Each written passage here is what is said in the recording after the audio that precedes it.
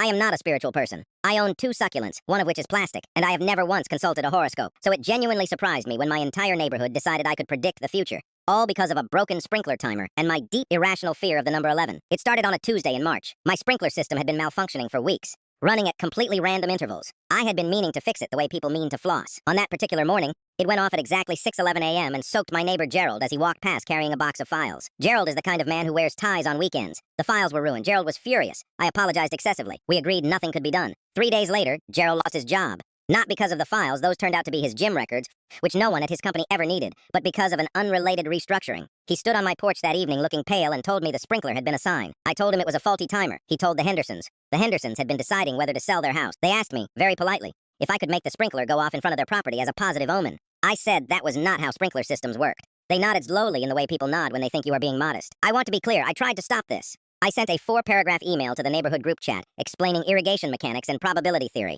14 people replied asking what it meant for the school district rezoning vote. By April, people were walking past my yard at 6:11 a.m. on purpose. My neighbor Patricia started a spreadsheet tracking which direction the water arc faced and whether it correlated with outcomes in her life. She says it does. I have reviewed her methodology. It does not. The situation reached its peak at the neighborhood association meeting in May, where someone proposed that all major community decisions be tabled until after my sprinkler had run. The motion passed 8-3.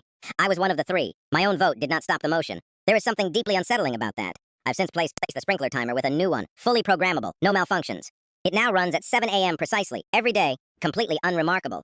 The neighborhood is devastated. Gerald says the magic is gone. Patricia has moved her spreadsheet to weather patterns. The Hendersons sold their house anyway, to a couple who seem perfectly normal, which the neighborhood is choosing to interpret as my final prophecy. I water my plastic succulent and mind my business. The real one died in February. I have told no one what that means.